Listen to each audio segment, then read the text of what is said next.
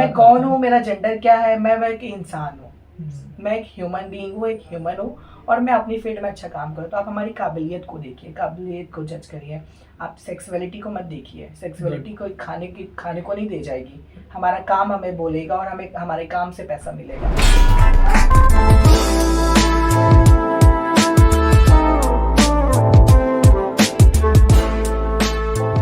Hello everyone, मेरा नाम अभिजीत पांडे है और आज जो हमारे गेस्ट आए हैं उनका नाम है अनुज पांडे। क्वीर वेलफेयर फाउंडेशन है, एलजीबीटी कम्युनिटी के लोग हैं, उनके लिए सपोर्टिव बहुत काम करते हैं, खुद का एक एनजीओ है। तो बहुत सारे आज हम बातें करेंगे इस टॉपिक पे कि ये कम्युनिटी होती कैसे, इसमें किन टाइप के लोग होते हैं और क्या क्या दिक्कतों में झेलना पड़ता है, इसके सॉल्यूशन क्या क्या हो सकते हैं। गवर्नमेंट जिनके लिए काम करें, जिनकी ज़रूरत है अभी इस कम्युनिटी के लोगों को, वो सारे इस टॉपिक पर बात करेंगे पूरी डिटेल में। तो सबसे पहले स्वागत करते हैं अनुज पांडे जी का। Thank you so much. तो थैंक यू सो मच कि आपने इतना अच्छा अपॉर्चुनिटी दिया। वाराणसी में हमारा पॉडकास्ट हो रहा है। तो आप सभी को बता दें कि मेरा नाम अनुज पांडे है और हम संस्थापक एंड डायरेक्टर हैं क्वीर वेलफेयर फाउंडेशन के, जो कि उत्तर प्रदेश में ट्रांसजेंडर अधिकारों के लिए और एलजीबीटीक्यू समुदाय के अधिकारों के लिए हम वकालत करते हैं और पूरे यूपी में हम लोग काम कर रहे हैं समुदाय के लिए। ओके, तो सबसे पहले जो मैं ये क्वेश्चन पूछना चाहता हूँ कि क्वीर मतलब होता क्या है? क्वीर सर एक अम्ब्रेला टर्म होता है जिसमें पूरी entire the LGBTQI A plus community आती है। ये कम्युनिटी सेक्सुअल माइनॉरिटीज़ कम्युनिटी होती है जिनको हम यौन अल्पसंख्यक बोलते हैं। इसमें हमारे सेक्स वर्कर्स कम्युनिटी के लोग भी होते हैं और एलजीबीटीक्यूआई कम्युनिटी के लोग भी होते हैं, साथ में ट्रांसजेंडर होते हैं। तो इनको हम लोग एक सुरक्षित वातावरण, एक स्पेस देते हैं जिसमें बहुत सारी हमारी सर्विसेज होती हैं, जो कि हम अपनी संस्था के माध्यम से, संस्था हमारी कानपुर क्वीर वेलफेयर फाउंडेशन है, जिसमें हम लोग फ्री HIV टेस्टिंग सपोर्ट हो गया, STI काउंसलिंग हो गया। इसके अलावा आजकल का जो यूथ है, सबसे बड़ा प्रॉब्लम रहता है उनको मेंटल हेल्थ इशूज़ है, क्योंकि मेंटल हेल्थ में बहुत कम संस्थाएं हैं जो काम करती हैं। जब लोगों को प्रॉब्लम्स होती है तो उनको एंजाइटी, डिप्रेशन, इन सब के लोग शिकार हो जाते हैं। और कई बार जब अपनी लोग सेक्सुअलिटी और लैंगिकता को लेके जब सोचते हैं, लोग बात करना चाहते हैं, तो कई बार उनको एक सेफ स्पेस नहीं मिलता, क्योंकि ये सब सेंसिटिव टॉपिक होते हैं। जब आप एक्सप्लोर करते हो अपनी सेक्सुअलिटी को लेकर, जब आप फील करते हो अंदर से कि आप औरों से डिफरेंट हो, आपका झुकाव किसी और की तरफ है, तो अगर आप मान के चलिए, अगर आप हेट्रोसेक्सुअल बंदे से बात करते हैं, कि स्ट्रेट बंदे से बात करते हैं, अपनी फीलिंग्स को बताते हैं कि यार मैं ऐसा ऐसा फील कर रहा हूँ, तो आपके जो खास फ्रेंड है ना, वही आपकी बातों को उड़ाते हैं और आपको मजाक बनाते हैं। जब कोई आपकी बात को सुनता नहीं है ना, तो फिर आपको बहुत गुस्सा आता है, डिप्रेशन होने लगता है कि यार लोग मेरी बात क्यों नहीं सुन रहे हैं, उल्टा मेरा मजाक बन रहा है। तो फिर ऐसे लोग सुसाइड भी कर लेते हैं। हाँ, स्कूल में बहुत सारी दिक्कत होती है बच्चों को। स्कूल में भी होती है कि जब बच्चा मान के चलिए 17-18 साल का है, ठीक है, उसको थोड़ा सा फेमिनाइज है, वॉइस उसकी फेमिनाइज है या गर्लिश है वो थोड़ा सा, तो कई बार उसके सीनियर हो गए या उससे बड़े जो बच्चे हैं क्लास में, वो उसको ट्रोल करते हैं, बुलिंग करने लगते हैं, कई बार उसके साथ सेक्सुअल हैरेसमेंट करते हैं, तो उनको बहुत प्रॉब्लम होती है। तो इस वजह से बच्चे क्या करते हैं कि या तो सुसाइड कर लेते हैं, तो स्कूल जाना छोड़ देते हैं। तो उनकी जो शुरुआती शिक्षा होती है, एक एजुकेशन एक ऐसा मंदिर होता है जहाँ बच्चा चीज़ों को सीख रहा होता है, नॉलेज ले रहा होता है। जब वहाँ पे उस तरह से उसके साथ हादसा होने लगे, जब उसको लोग समझ न रहे हो, टीचर जो अध्यापक हैं, जो उसके गुरुजन हैं, उसकी बात को समझ नहीं रहे हैं, इग्नोर कर रहे हैं, तो बच्चा जब सेफ महसूस नहीं कर रहा अपने आप को, अपने कॉलेज स्कूल में सुरक्षित महसूस नहीं कर रहा है, या तो वह स्कूल जाना बंद कर देगा, या तो अपने पेरेंट्स को बोलेगा। तो पेरेंट्स कई बार स्कूल चेंज करा देते हैं कि हो सकता है यहाँ पे पढ़ाई ना हो रही हो और सब ऐसे टाल मटोल हो रहा हो, तो वो लोग दूसरी जगह एडमिशन कराते हैं, तो दूसरी जगह भी यही सेम प्रॉब्लम होने लगती है। तो मारे डर के बच्चा स्कूल ही नहीं जाता है। तो इसी वजह से मोस्टली अगर आप इंडिया की बात करें तो ट्रांसजेंडर कम्युनिटी की एजुकेशन स्तर बहुत कम है, बहुत कम लोग पढ़े लिखे लोग हैं, और बहुत कम पढ़े लिखे हैं तो इसलिए उनकी सरकारी गवर्नमेंट जॉब भी बहुत कम लग पाती हैं। एक तो उनको अपने राइट्स के बारे में नहीं पता, अपने अधिकार क्या है, कि गवर्नमेंट क्या अधिकार देती है, सुप्रीम कोर्ट ने क्या अधिकार दिए हैं उनको, तो ये कानून की जानकारी नहीं है। तो बच्चा ये कैसे अपने आप को जान पाता है कि मैं लोगों से अलग हूँ, कब जान पाता है? देखिए, ये बच्चा, अगर हम बात करें अर्बन एरियाज की, गांव साइड की बात करें, तो वहाँ तो आदमी को अपने आप को पहचानने में भी 40-45 साल लग जाते हैं। लोग नहीं पहचान पाते अपने आप को, और कई बार पहचान भी जाते हैं तो वो खुल के सामने नहीं आते, क्योंकि समाज में ऐसी धारणा बना दी है कि लोक लज्जा और पुरुष प्रधान देश है कि अगर वो इस तरह से बताते हैं अपने बारे में तो लोग उनका मजाक बनाएंगे, लोग उनकी बातों को समझेंगे नहीं। तो गांव एरिया में होता है कि लोग नहीं आते हैं, कई बार तो लोग साधु बन जाते हैं कि नहीं हमें मैरिज नहीं करनी है, बट कई बार वो उस कम्युनिटी का पार्ट होता है तो आपने देखा होगा संन्यास ले लेते हैं, साधु बन जाते हैं। कई बार उनके साथ बहुत ज़्यादा जाति होने लगती है, जब वो घर पे बताते तो कई लोग घर छोड़ के भाग जाते हैं। जब वो घर छोड़ के भागते हैं तो या तो किसी ट्रांसजेंडर्स के डेरे पे जाते हैं, डेरा लाइक घराना होता है, किन्नर घराना होता है, वहाँ पे वो चेला हो जाते हैं किसी गुरु के यहाँ पे। चेला होने के बाद में वही टोली बधाई मीन्स मंगल कामना, किसी के यहाँ बच्चा हुआ है तो मंगल कामना के लिए जाते हैं, किसी के यहाँ शादी हुई है तो जाते हैं, तो बदले में उनको लोग वो लाइक दुआ देते हैं, बदले में उनको पैसे मिलते हैं। या तो वो उस परंपरा को ज्वाइन करते हैं, हिजड़ाओं किन्नर परंपरा को, या तो वो किसी सेक्स वर्कर नेटवर्क पे जुड़ जाते हैं, वो सेक्स वर्क करना शुरू कर देते हैं, जिसके साइड इफेक्ट होते हैं कि उनको HIV एड्स भी हो जाता है, या तो वो सिग्नल पे ताली बजा के मांगते हैं पैसे। तो यही है कि सोसाइटी में उनकी कोई इज्जत नहीं रह जाती है और समाज से भी वो तिरस्कृत हो जाते हैं, क्योंकि जब घर वालों ने सपोर्ट नहीं किया, बाहर से उनको कोई सपोर्ट नहीं मिल रहा है, एजुकेशन नहीं है, कोई नौकरी नहीं है, तो उनका सर्वाइव करना, उनको जो एक सोसाइटी में बेसिक नीड्स होती हैं, देखो हर आदमी चाहता है कि वो अपना खाए कमाए, एक अच्छी ज़िंदगी जिए। जब परिवार से वो सपोर्ट नहीं मिल रहा है ना तो उनको बड़ी प्रॉब्लम होती है, तो वो फिर क्या करें, मजबूरी में वो मांग रहे हैं, भिक्षावृत्ति कर रहे हैं, भीख मांग रहे हैं। तो जैसे नॉर्मल जॉब आता है हम लोग के लिए, मतलब कि गवर्नमेंट जॉब का, टीचर का, क्या उनके लिए ऐसा नहीं है सेम? सर उनके लिए भी है प्रावधान कि अगर आप क्वालिफिकेशन है आपके पास तो आप मतलब जॉब कर सकते हैं, बट सर होता ही है कि उनके पास क्वालिफिकेशन ही नहीं है ना, कोई 8वीं पढ़ा है, कोई 5वीं की मार्कशीट है, कई बार तो उनके पास बेचारे का आधार कार्ड नहीं होता, जब बंदा घर पे मारा पीटा जा रहा है तो वो घर पे भाग जाते हैं, घर से भाग गए, ना उनके पैर में चप्पल है, ना कपड़े हैं, ना आधार कार्ड है, ना वोटर ID कार्ड है। फैमिली हेल्प नहीं करती बच्चों? नहीं करती, वो कहती है अच्छा वो भाग गया है, मेरे मोहल्ले में नाक कटा, जैसा बच्चे की वजह से लोग हमको भी बोल लेते हैं अरे इन्होंने तो हिजड़ा को जन्म दिया है, इन्होंने तो ऐसा बच्चा दिया है। तो इसमें गलती बच्चे की है या फैमिली की? देखो यहाँ पे ना बच्चे की गलती है ना फैमिली की गलती है, क्योंकि बच्चा भी ना समझे, बच्चे को भी नई चीज़ें पता है, बट यहाँ पे फैमिली को वो चीज़ समझनी चाहिए, बच्चे को बैठाना चाहिए और उसकी काउंसलिंग की ज़रूरत है वहाँ पे, कि आप किसी अच्छे मानव चिकित्सक से मिलें, और फैमिली काउंसलिंग होना बहुत ज़रूरी, कि फैमिली की काउंसलिंग हो और बच्चे की काउंसलिंग हो। और सोसाइटी क्या कह रही है, कई बार फैमिली एक्सेप्ट भी करती है ऐसे बच्चों को, बट सोसाइटी में क्या है कि सोसाइटी का जब प्रेशर होता है कि अरे इनके यहाँ तो ये है वो है, तो मारे डर के फैमिली भी नहीं सपोर्ट करती है, क्योंकि सोसाइटी में आपको ताने मिल रहे हैं।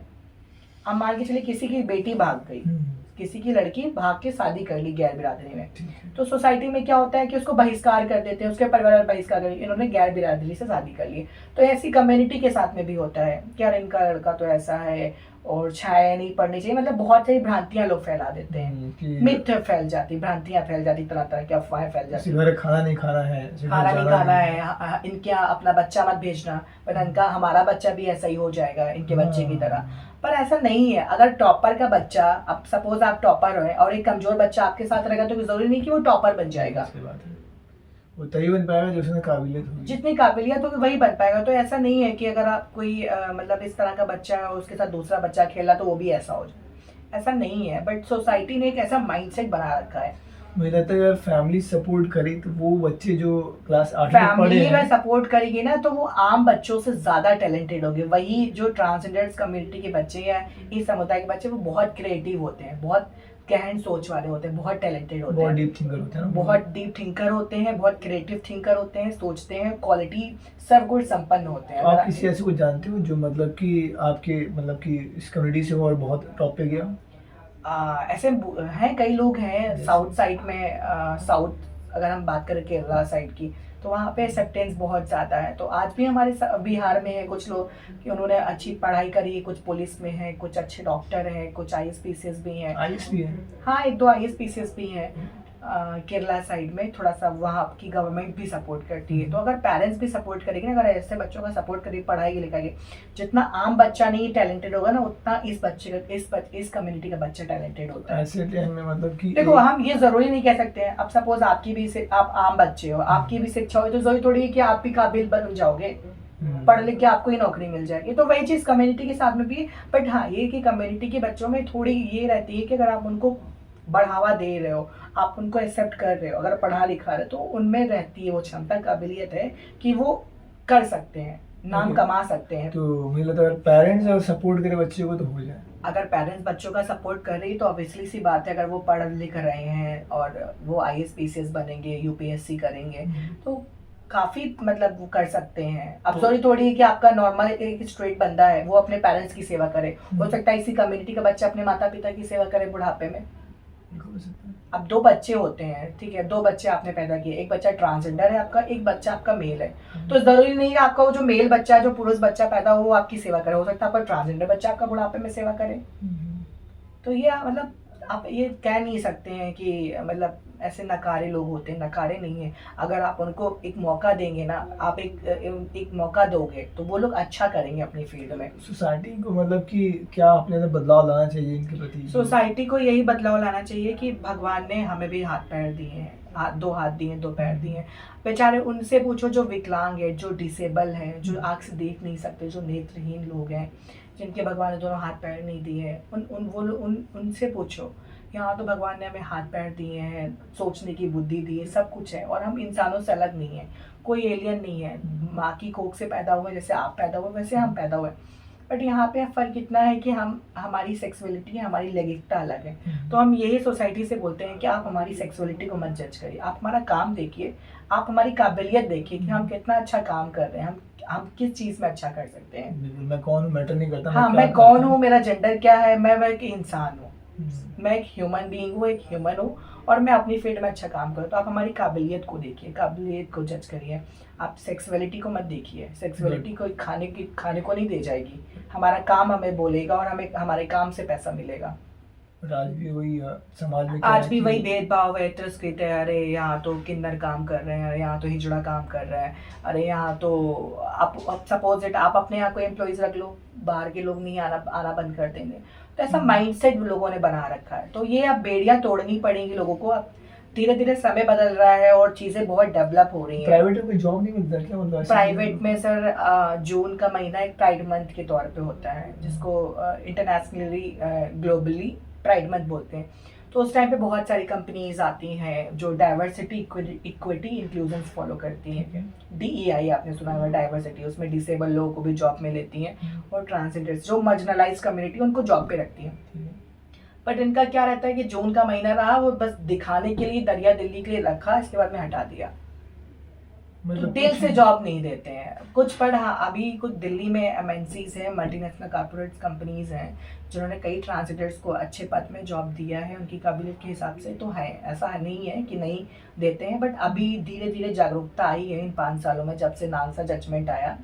तो MNCs थोड़ी सी डाइवर्स हुई हैं, बट गवर्नमेंट डिपार्टमेंट में इंक्लूजन नहीं है। हम चाहते हैं कि हर एक डिपार्टमेंट में इंक्लूजन हो, इनके लिए रिजर्व सीटें होनी चाहिए, कम से कम 2% तो आरक्षित सीट दो। बिल्कुल। 100 में से 2 ट्रांसजेंडर्स को तो आप जॉब में रखिए।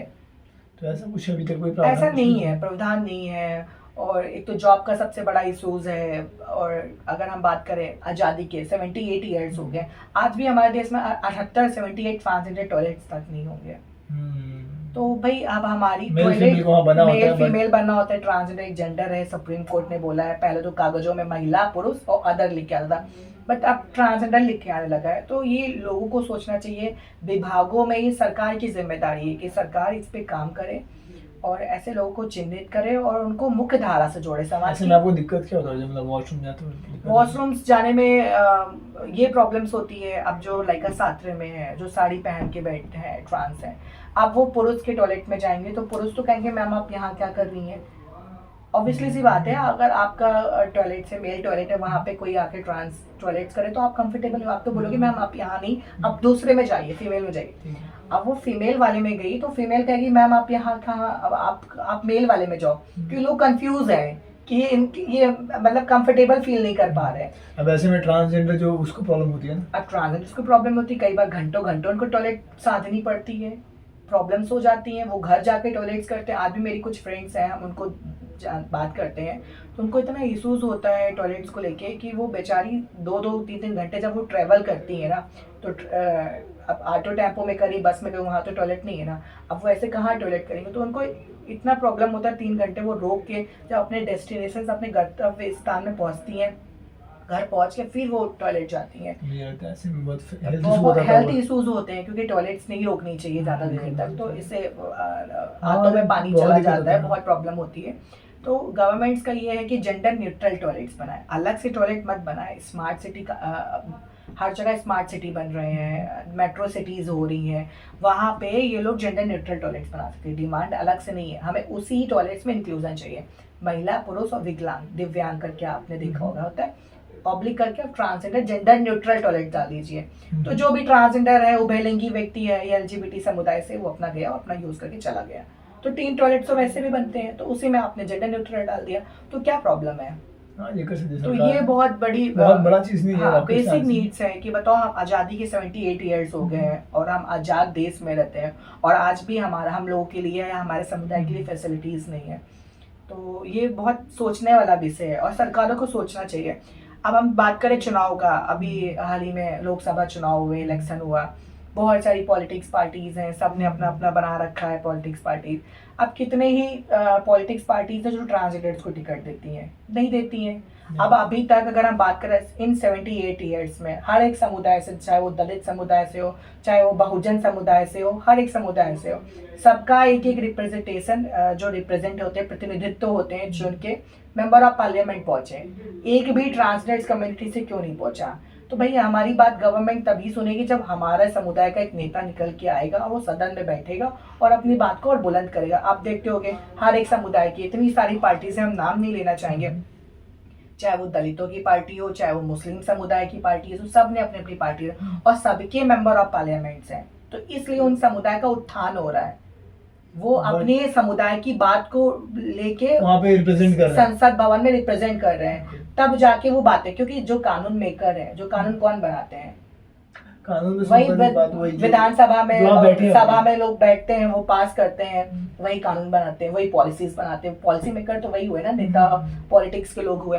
तो भाई यही है कि हमारे समुदाय का भी रिजर्वेशन होना चाहिए। अगर ये रिजर्वेशन नहीं देते तो हम ट्रांसजेंडर समुदाय के लोग अपनी खुद की पार्टीज बनाएंगे और अपने लोगों को चुनाव में टिकट देंगे। फिर या तो हमें आरक्षण दीजिए। अब समाजवादी पार्टी हो गई, बीजेपी पार्टी हो गई, कांग्रेस पार्टी हो गई, कितने ट्रांसजेंडर्स को इन्होंने एमपी का टिकट दिया। अभी हाल ही में चुनाव हुआ 2024 में, इन्होंने कितने ट्रांसजेंडर को टिकट दिया, आप ये देखिए इतने सालों में।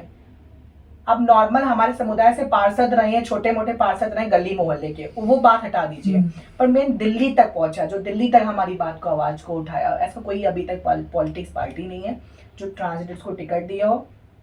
कोई हमारा ऐसा नेता नहीं है जिसको हम अपना नेता माने कि हमारे नेताजी आएंगे और हमारी बात सदन तक पहुंचाएंगे और हमें फैसिलिटीज मिलेंगे। तो यही है कि हमारा पॉलिटिक्स पार्टी से भी कहना है, या तो आप हमें आरक्षण दीजिए, वरना कल को हम जितने भी ट्रांसजेंडर समुदाय के लोग हैं अपनी खुद की पार्टी बनाएंगे, election commission of India registered करेंगे, अपने लोगों को पॉलिटिक्स टिकट देंगे, टिकट देने के बाद में अपना नेता बनाएंगे। या तो फिर आप हमें आरक्षण दीजिए हर चीज में। अब महिलाओं को अभी हाल ही में बीजेपी गवर्नमेंट ने कितना प्रतिशत महिलाओं को आरक्षण किया है सीटों में, किया आपने शायद न्यूज में पढ़ा होगा, मोदी जी ने किया है। तो भाई महिलाओं को आपने आरक्षण दे दिया, उसी महिलाओं में से कुछ प्रतिशत आप ट्रांसजेंडर्स को भी आरक्षण दे दिए होते हैं कि भैया 2% हो गए कि चुनाव होगा, 2% या कुछ आरक्षित विधानसभा सीटें होंगी या लोकसभा सीटें होंगी जहाँ पे वो ट्रांसजेंडर कैंडिडेट खड़े होंगे। जब ट्रांसजेंडर कैंडिडेट चुनाव में खड़े होंगे, ठीक है, वो पहुंचेंगे सदन में, अपने समुदाय का प्रतिनिधित्व करेंगे, रिप्रेजेंट करेंगे, तब जाके और सोसाइटी में एक्सेप्टेंस आएगा। तो यही सारी प्रॉब्लम्स है। बहुत कम है आप लोग का ना, इसलिए उनको दिमाग में आता होगा कि मायावती की बहुजन समाज, आज से कई साल पहले आप हरिजन को हरिजन नहीं कह सकते थे, आप मतलब गलत नामों से नहीं बुला सकते थे, वरना आप पे हरिजन एक्ट लगता था, राइट। पंडित जो ब्राह्मण उच्च जाति के लोग होते थे वो हरिजन को हरिजन नहीं कह सकते थे, या कुछ शब्द हैं हम नहीं लेना चाहेंगे नाम, वो शब्द से अगर आप उनको बुला रहे तो आप पे हरिजन एक्ट लगता था, यूपी में था ये, मतलब हर जगह ये कानून था। बट अब आज भी हमारे समुदाय को लोग हिजड़ा, किन्नर, बहुत गंदे गंदे नामों से बुलाते हैं। अब हम किससे कंप्लेन करें? आप चमार को चमार नहीं बोल सकते हैं, सॉरी हम ये चीज़ बोल रहे हैं, बट आप ये नाम से, गलत नामों से नहीं बोल सकते, वरना वो आप पे एक्ट लगा देगा और इससे आप पे केस भी हो जाएगा। और यहाँ पे हिजड़ा, किन्नर, तरह तरह के लोग नाम से बुला रहे हैं, हम तो, हमारी तो कहीं सुनवाई भी नहीं हो रही है। तो ये मायावती जी लाई थी, और मायावती जिस समुदाय से थी उस समुदाय का उन्होंने उत्थान किया, उनके लिए पॉलिसीज बनाई, और उन्होंने अपने टाइम पे बहुत सारा काम किया। तो हर एक समुदाय की अपनी अपनी पार्टीज आती हैं, वो अपने लोगों के लिए काम करती हैं। या तो हम चाहते हैं, अलग पार्टी नहीं बनाना चाहते, आप इतनी सारी अच्छी अच्छी पॉलिटिक्स पार्टीज़ हैं, वो इंक्लूजन दे, एक अलग अलग विंग बनाए कि भैया आपने महिला प्रकोष्ठ बनाया है, शेड्यूल कास्ट प्रकोष्ठ है, बहुत सारे विंग बने होते हैं। आपने कांग्रेस पार्टी का देखा होगा, बीजेपी का देखो, उसमें आप एक ट्रांसजेंडर प्रकोष्ठ बनाइए। हाँ, एक प्रकोष्ठ बनाइए, उसमें ट्रांसजेंडर्स को रखिए। अब जैसे महिलाओं के लिए बना हुआ है, महिला विभाग है, ठीक है, बहुत सारे विभाग हैं, बोल्ड बने हुए हैं, वुमेन बोल्ड बना हुआ है पूरा। बट वही चक्कर ये है ना, दिमाग में आता नहीं रहता, बहुत कम है क्या ही मतलब करने नहीं, का। अच्छा खासा संख्या है तो सरकार को जनगणना करनी चाहिए। सरकार जनगणना होता ही नहीं है। गवर्नमेंट हमारी भी होती है जनगणना, मेल फीमेल की होती है, ट्रांसजेंडर्स की भी जनगणना करना चाहिए इनको। तो अभी होता नहीं जनगणना, मतलब नहीं, अभी तक तो नहीं हुआ। एक्चुअल डाटा नहीं किसी को भी पता, इवन जिले को भी नहीं पता है। और ये ऊपर से आदेश भी आया था शासन की तरफ से कि हर एक जिले में समाज कल्याण विभाग हर जगह जा जाके सर्वे करेगा। बट इतना किसी के पास टाइम नहीं है, विभाग को भी लगा, बस पेपर वर्क कर दिया। एक एक्समेटिव नंबर, मतलब मैक्सिमम नंबर नहीं होता, एक टेंटेटिव नंबर होता है, आपने डाल दिया कि लगभग करके। लगभग क्यों? एक्चुअल नंबर आप दीजिए, लगभग का मतलब क्या है? आपको पावर मिले तो आप ये करना चाहोगे? अगर हमें पावर मिलेगा तो बिल्कुल हम सबसे पहले तो जनगणना कराएंगे। जनगणना कराने के बाद में एक पॉलिसीज बनाएंगे जिससे उनको फैसिलिटीज मिले, उनका उत्थान हो। और सबसे बड़ी बात तो है हम उनको एजुकेट करेंगे कि एजुकेशन सबसे बड़ा हथियार है। अवेयर नहीं है, उनके पास बहुत से राइट्स, ऐसे कौन कौन से जो राइट्स हैं जो अभी उनको नहीं पता है, बता दो बिल्कुल ताकि। राइट्स जैसे ट्रांसजेंडर एक आईडी कार्ड बनता है। अब सपोज डेट नासा जजमेंट में कहा गया है सेल्फ एक्सेप्टेंस की बात। अगर आप खुद से एक्सेप्ट कर रहे हैं तो आप ट्रांसजेंडर हैं। आप 10 रुपए का एफिडेविट लेते हैं, उसमें आप प्रमाणित करते हैं मेरा नाम ये है और मैं एक ट्रांसजेंडर व्यक्ति हूँ, तो गवर्नमेंट को भी मानना पड़ता है ट्रांसजेंडर व्यक्ति है। यहाँ पे सर्जरीज का कोई प्रावधान नहीं है। अगर आप सर्जरीज कराते हैं तो ठीक है, नहीं कराते तो भी ठीक है, क्योंकि सर्जरी वो बात का मैटर है। यहाँ आप खुद से एक्सेप्ट कर रहे हो। कोई नॉर्मल आदमी अपने आप को बोलेगा कि मैं हिजड़ा हूँ कि नहीं बोलेगा ना, क्योंकि उपहास बन जाएगा, उसका मजाक बन जाएगा। तो यहाँ पे यही कि 10 रुपए का एफिडेविट में एक स्टाम्प पेपर बनता है। ट्रांसजेंडर पोर्टल है, ये ministry of social justice and empowerment NISD चलाता है, सेंट्रल गवर्नमेंट का स्कीम है। वहाँ पे जाके आप अप्लाई कर सकते हैं। आपको ट्रांसजेंडर ID कार्ड आपके जिला समाज कल्याण विभाग से मिलेगा। 45 दिन की गाइडलाइंस है, 45 डेज के अंदर उनको देना होगा, ठीक, पर वो नहीं देते हैं 45 डेज के अंदर। इवन मेरा खुद का 2021 में अप्लाई किया तो 2023 में बना, 2 साल बाद बना, बहुत जद्दोजहद के बाद बना। ऐसे क्यों, मतलब कि अधिकारियों को पता नहीं है, वो कहते हैं हमारे पास पहले से बहुत सारी फाइलें पड़ी हुई हैं, इतना काम है, ये है वो है, ध्यान ही नहीं देते हैं। आप घिसते रहिए, चप्पल जाते रहिए वहाँ पे। इस कार्ड बनने से क्या क्या फायदे हो सकते हैं? कार्ड बनाएंगे तो आपकी गिनती होगी उस पोर्टल पे, तो सरकार को पता चलेगा कि यस इतना ट्रांसजेंडर है, तो उनको काउंटिंग, मतलब जनगणना की बात बोली ना, तो ट्रांसजेंडर जब ID कार्ड बनेगा तो उनके पास रजिस्टर्ड होगा डाटा कि भाई कानपुर जनपद में 45 ट्रांसजेंडर ID कार्ड बने थे, यानी 45 ट्रांसजेंडर रजिस्टर्ड उनकी नजरों में है ज्यादा, क्योंकि बाकियों ने अप्लाई नहीं किया, तो उनको लगे कि सिर्फ 45 है, क्योंकि 45 ने कार्ड अप्लाई किया। बाकी लोग डरते हैं बताने में अपने से। देखो बाकी लोग क्या है कि खुद की आइडेंटिटी छिपाते हैं। कई ऐसे कंजर्वेटिव सिटीज में होता है कि अगर वो खुल के, जो यूथ की बात करें, जो यंग बच्चे हैं, वो अपने आप को छिपाते हैं, नहीं बताते हैं अपने बारे में, अपनी चीज़ों को हिडन रखते हैं। वो इस वजह से क्योंकि सोसाइटी में एक्सेप्टेंस नहीं है। जब जिस दिन एक्सेप्टेंस आ जाएगा उस दिन कम्युनिटी खुल के सामने खुल के बोलेगी, हम प्राउड के साथ बोलते हैं कि हाँ इस समुदाय का हम पार्ट है। बट अभी उनको लगता है कि अभी उतना एक्सेप्टेंस नहीं आया है। बट इन 5 सालों में जब से जजमेंट आया, आपने देखा होगा, तब से बात भी हो रही है। इससे पहले लोग बात भी नहीं होती थी, लोगों का बड़ा भ्रांतियाँ रहती थी, ट्रांसजेंडर्स कैसे होते हैं, इनकी मिट्टियाँ कैसे जाती हैं, ये लोग क्या करते हैं, लोगों का बड़ा क्यूरियोसिटी है। पर आपने देखा इन 5 सालों में कितना ज्यादा मीडिया ने, न्यूज़ों में, हर जगह आर्टिकल्स, क्योंकि जनता जान चुकी है। कम्युनिटी भी, अब कम्युनिटी से लोग निकल के आ रहे हैं, हमारे से लोग बाहर निकल के आ रहे हैं।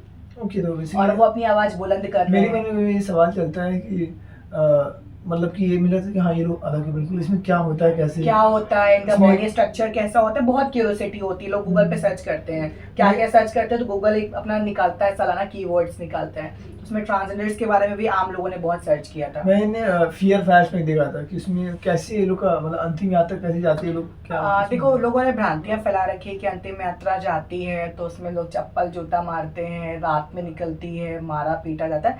ऐसा कुछ भी नहीं है। जैसे होता है कि फिर अंतिम तरह से सिंपल। जैसे आम लोग और अगर हिंदू धर्म से ताल्लुक रखते हैं तो उसको जलाया जाता है, और जो अगर किसी और समुदाय से, मुस्लिम समुदाय से है तो उसको दफन कर दिया जाता है, उसकी कब्र बनवा दी जाती है, यही होता है, बाकी कुछ भी नहीं है। लोग कहते हैं कि लोग बहुत खुशी से जाते हैं कि चलो अच्छा हुआ इसका जन्म मतलब कि खत्म हो गया बहुत दुख के साथ। वो देखिए आज से कई साल पहले होता होगा, मुझे भी मालूमात नहीं, क्योंकि हम तो बहुत इस सेंचुरी के हैं, यंग जनरेशन के। पहले के टाइम पे क्या था कि एक्सेप्टेंस नहीं था, बिल्कुल भी एक्सेप्टेंस मतलब दुख स्वीकार नहीं करते थे, बहुत दिक्कत होती थी लोगों को, घर से निकाल दिया जाते गुरु के लिए। तो लोग सोचते थे कि ये जिंदगी में भगवान ने हमें जन्म ही क्यों दे दिया, होती है हम क्यों ना मर गए होते।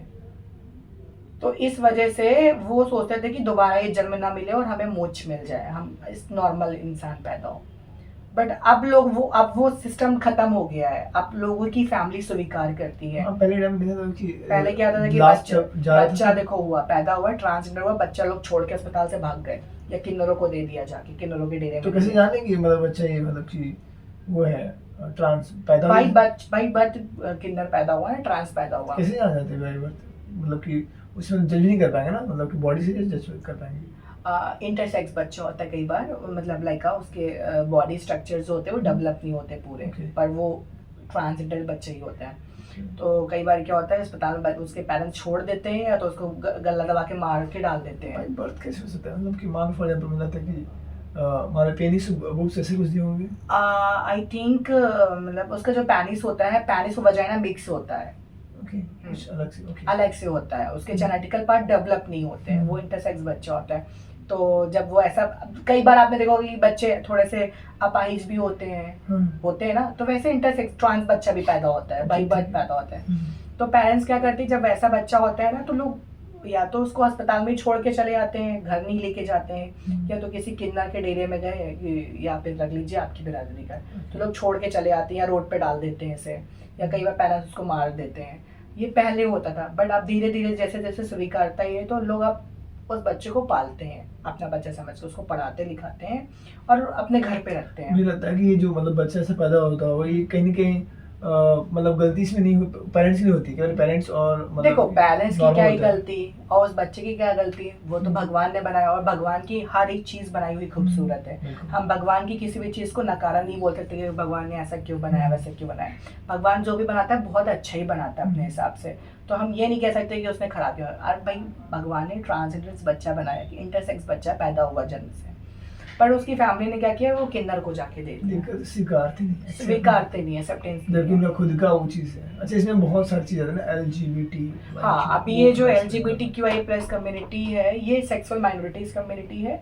जेंडर हमारे 3 है, महिला, पुरुष और ट्रांसजेंडर, ये सारी सेक्सुअलिटीज है। मतलब क्या, सॉरी, जेंडर आप कॉलम आता है तो जेंडर तो 3 ही है ना, मेल, फीमेल, ट्रांसजेंडर इन बहुत डिटेल में है ना, LGBTY। हाँ, LGBTQI L फॉर लेस्बियन, जो एक लड़की होती है दूसरे लड़की पे अट्रैक्शन रहता है, उसका झुकाव रहता है, वो लेस्बियन होगी। एक गे बायोलॉजिकली मेल पैदा होता है, पर उसका अट्रैक्शन भी पुरुष की तरफ ही है, झुकाव पुरुष की तरफ है, तो वो गे हो गया।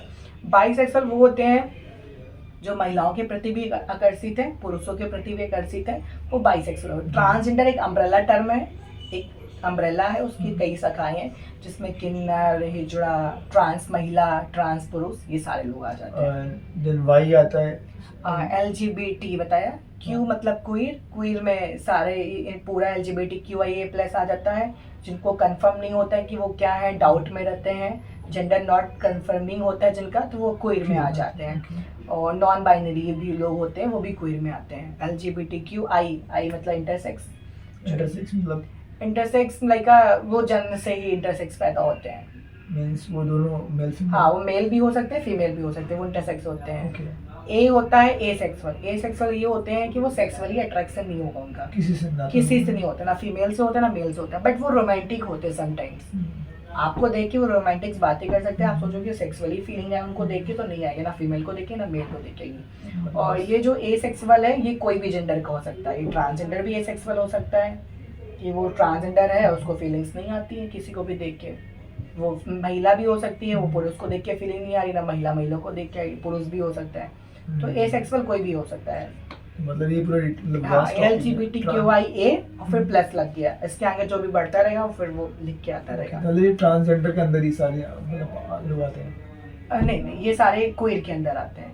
क्वीर के अंदर आते हैं हाँ सारे क्वीर के अंदर आते हैं। मेरा तभी आपने इसका पूरा नाम रखा क्वीर फाउंडेशन। हाँ इसीलिए हमने क्वीर वेलफेयर फाउंडेशन रखा। अब ऐसे क्या रखते हैं LGBTQ फाउंडेशन और धीरे धीरे बढ़ता रहता तो फिर प्रॉब्लम्स होती, तो इसलिए क्वीर रखा है। क्वीर एक अम्ब्रेला टर्म है, उसमें इसमें ट्रांस सभी आते भी हैं। सब आ जाते हैं। इसमें सारे हाँ, कलर, सारी सेक्सुअल माइनॉरिटीज आ जाती है और इसमें- हम लोग रेनबो कलर को ज्यादा प्रमोट करते हैं। हाँ अरे मतलब इसमें सभी कलर, सभी लोग एक मतलब कि पैटर्न बिल्कुल आते हैं मिलकर साथ चले तो जी। इसलिए वजह से और भी हम लोग लोग प्राइड परेड वगैरह भी कराते हैं जागरूकता के लिए।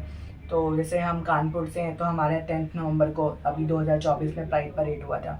तो प्राइड परेड का कॉन्सेप्ट ये होता है कि उस दिन एक आज़ादी का दिन हम लोग सेलिब्रेट करते हैं कि हम एक स्वतंत्र हैं और सब अपने हिसाब से मतलब रेडी होते हैं और एक जश्न मनाते हैं, सड़कों पे हम लोग निकलते हैं। कि हाँ मतलब इंडियन कल्चर के हिसाब से ही निकलते हैं, इंडियन कॉन्सेप्ट के हिसाब से कि भाई जो हमारी हम संस्कृति शहर में रहते हैं, हमारा जो कल्चर है, तो जो महिलाएं हैं वो जो ट्रांस महिलाएं हैं तो वो साड़ी वगैरह पहनती हैं, जो भी पहनना है वो पहनती हैं। मतलब हम लोग बिल्कुल ढंग से रेडी होके निकलते हैं और ढोल वगैरह होता है। तो इससे क्या रहता है कि सोसाइटी में दिखाते हैं कि यस वी आर एग्जिस्टेंस, कि हमारा भी एग्जिस्टेंस है। हमारे भी हाँ वजूद है। हम लोग भी मौजूद है और हमारी इतनी संख्या है और हमें भी सोसाइटी में एक्सेप्टेंस मिले। तो ये एक तरह से अवेयरनेस होता है और ये हर जगह इंडिया में हर जगह ये कब सेलिब्रेट होता है ये हर सिटी का अपना अपना मंथ होता है। वैसे जून इंटरनेशनली मंथ है पर जून में बहुत गर्मी होती है, तो इसलिए जून में हम लोग ना करके नवंबर का हमारा महीना है कानपुर के हिसाब कितने से। डेट क्या है उसका? डेट चेंज होती रहती है बट हमने नवंबर का महीना है। जैसे 2023 में शुरू किया था तो 5 नवंबर था, 2024 में किया तो 10 नवंबर तक। कोशिश रहती है कि संडे का दिन रखे, क्योंकि संडे को क्या होता है कि छुट्टी का दिन होता है, इजली सारे लोग आ जाते हैं। क्या बात है, मतलब कि ये आप लोग उस दिन बिल्कुल फ्रीडम से आ जाते हो कि बिल्कुल हाँ मैं एक्सेप्ट करते हो। अच्छा दिक्कत है कि बहुत लोग एक्सेप्ट नहीं कर पाते, वहाँ दिक्कत आती है। एक्सेप्टेंस आ रहा है, लोग एक्सेप्ट कर रहे हैं बट डरते अभी हैं छोटे लोग। शहरों में एक्सेप्टेंस नहीं है, गांव एरिया में नहीं है। आप दिल्ली जाइए, दिल्ली में तो बहुत सारे लोग एक्सेप्ट करते हैं, इवन गांव के लोग भी जाके वहाँ पे एक्सेप्ट कर लेते हैं। तो लोग अपने शहर में नहीं एक्सेप्ट करते हैं। हाँ वो डरते हैं हाँ समाज से। दूसरे सिटीज में जाके वो ओपन हो जाते हैं, वहाँ पे वो प्राउडली बोलते हैं कि यस हम हैं इस समुदाय से। बट अपने जगह पे, अपने शहर में, अपने एरिया में नहीं बताते हैं, क्योंकि उन तक, उनके पेरेंट्स तक बात पहुंचेगी, पेरेंट्स में क्या बीतेगी, घर वाले क्या बोलेंगे, समाज के लोग क्या बोलेंगे। तो लोग मेट्रो सिटीज़ में ओपन हो जाते हैं। अभी ये हमारे कानपुर से लोग जाते हैं दिल्ली में, प्राइड परेड में जाते हैं, वहाँ खूब ओपन होते हैं, अपने बारे में बताते हैं, अपने तरीके से रहते हैं, अपने रहन सहन के हिसाब से रहते हैं। बट जब अपने शहर जाते हैं तो बिल्कुल नॉर्मल हो जाते हैं कि वो कुछ जानते नहीं है, क्योंकि सोसाइटी का प्रेशर है उनके ऊपर भी, समाज का प्रेशर है, रिश्तेदारों का प्रेशर है, और वो इस तरह से रहेंगे तो कई बार शादियां रुक जाती है। उनके यहाँ भी बहन लेकिन वगैरह दिक्कत ये है कि शादी मान लो ट्रांसजेंडर फॉर एग्जांपल, मान लो कि वो लड़का है, उसको इंटरेस्ट लड़की में है, उसने शादी उसके घर वाले लड़की से शादी कर लिया, तो वो लड़की की तो लाइफ खराब होगी ना। हाँ लड़की की उसकी लाइफ तो खराब हो गई, married- तलाक भी हो जाता है और बहुत मतलब पछड़ों में पड़ जाते हैं, पुलिस केस मुकदमा। बिल्कुल हाँ, तो ऐसे और ऐसे केसेस आए भी हैं हमारी ऑर्गेनाइजेशन में कि एक गे बंदा था और उसके पापा को पता नहीं था, मतलब उसने बचपने में तय कर, जैसे आप हो और हम हैं, एक अच्छे खानदानी है और आपसे हम हमारी फ्रेंड से मैंने बोला कि चलो मेरी बच्चा लड़का होगा तो मैं आपकी बेटी से शादी करूँगा। तो ठीक है, बात तय हो गई और फिर साथ में वो लोग मतलब आना जाना रहा, शादी तय हुई, फिर समय बीतता गया और फिर एक एज हुई, लड़के की एज हुई और लड़की की एज हुई। लड़का इकलौता था और बहुत रिच फैमिली से था, बिजनेसमैन फैमिली से था, लड़की मिडिल क्लास फैमिली से थे। बट एक कमिटमेंट होता है ना कि हम दोस्त यार हैं और हम जवान दे चुके कि हमारे लड़के से तुम्हारी बेटी के साथ ही शादी होगी। तो हमारे पास एक केस आया था और ये कानपुर का केस था। तो फिर वो लड़का गे था, तो जबरदस्ती वो लड़की, जब समय बीता तो लड़की के पापा ने प्रेशर किया कि अब शादी करिए। तो उस लड़के ने उस लड़की से मिला और मिलके सारी चीज़ें कंफर्म करना चाहा। तो लड़की ने झूठा अपलोग लगाया कि ये इन्होंने मेरे साथ रेप किया, ये किया, वो किया, और अब शादी तो हमें इसी लड़के से ही करनी है। बट लड़के अब बताया तो बताया कैसे पेरेंट्स को, तो फिर उस लड़के ने पेरेंट्स को भी बता दिया कि हम ये हैं और हम शादी नहीं कर सकते इस लड़के से। पर लड़की बिल्कुल पीछे पड़ी हुई कि नहीं हमें शादी करनी है तो इन्हीं से करनी है। वो इस वजह से हुआ क्योंकि लड़की को लगा कि वो लड़का पैसे वाला और इकलौता है अपनी फैमिली में, कोई और है नहीं, अगर हम इनसे शादी कर लेंगे तो सारा हम ही मतलब रानी बन के रहेंगे इस घर पे। तो फिर वो इशूज बहुत ज़्यादा हुआ, उस लड़की को पुलिस आई और पकड़ के लेके चली गई। लड़के को क्योंकि लड़की ने बोला कि इन्होंने मेरे साथ रेप किया है और अब शादी करने से मना कर रहे हैं। पहले मेरे साथ डेट करी, सब किया, अब ये शादी करने से डिनाई कर रहे हैं और हमें शादी इन्हीं से ही करनी है। तो आप जानते ही हो लड़कियों की सुनवाई अच्छी खासी होती है, तो उस लड़की की सुनवाई हुई और लड़की को रात भर थाने बैठा ले रखी पुलिस। और बाप कैसे बोले, उसने तो अपने पापा को बोल रखा था कि हम ये, उसकी मम्मी पापा को पता है सारी चीज़ें। और फिर वो लोग बड़ा परेशान, रात भर थाने में रखे रही। फिर उन्होंने कहीं से नंबर निकाला उनके पेरेंट्स ने और मुझे फ़ोन किया। तो फिर हम अपना एक एडवोकेट लेके गए थे। फिर उस लड़की की मेडिकल जांच हुई, सारी चीज़ें हुई, तब जाके साबित हुआ कि यस वो गे है। और इसके बाद में उसको पुलिस वालों ने छोड़ा और वो लड़की गलत साबित हुई। ग्रेट। यानी आप मतलब कि ऐसे जो कम्युनिटी के लोग हैं जिन पर दिक्कतें आ रही है, आप उनके लिए बहुत अच्छा काम कर रहे हैं। तो ये अभी हमारा एक केसेस था जिसका मैंने एग्जांपल दिया, और वो रात भर थाने में बैठा ले रखे, उसको नहीं छोड़े। उसके बाप को भी बंद कर रहे थे कि तुम लोग झूठ बोल रहे हो, शादी कराओ जल्दी से, मतलब अपने लड़की की शादी लड़की से कराओ, आप डिनाई कर रहे हो।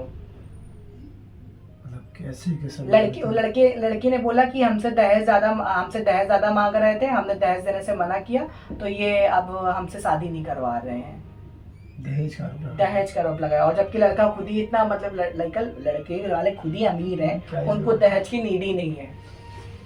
तो मतलब समाज में ऐसे दिक्कतें झेलना पड़ता है, ऐसे दिक्कतें झेलने पड़ती है लड़की को, जबकि उसने सारी चीजें बताई कि मैं गे हूँ और हम आपके साथ शादी नहीं कर सकते, कंफर्टेबल नहीं है, और हम चाहते हैं कि ये मामला अंदर ही अंदर दबा रहे, बात का खुलासा ना हो। लड़के ने एक दिन पहले लड़की से मिला और मिल के बात करी सारी चीजें। पर लड़की को तो पता था कि लड़की को तो पैसे से मतलब था, उस लड़के से कोई मतलब ही नहीं था। तो लड़की ने फंसाया। फिर उसका मेडिकल जब जांच हुआ, सीएमओ ने जांच किया, उसका पूरा टेस्ट हुआ सब, तब जाके वो साबित हुआ। फिर हम लोग भी पहुंचे एज अ एनजीओ, तो फिर हमने बोला कि यस कम्युनिटी से है, आप इन्हें छोड़िए। तब जाके पुलिस वालों ने उस लड़की के खिलाफ उल्टा चार्जशीट दाखिल करी कि ये फेक फ्रॉड कर रही थी, झूठ बोल रही थी।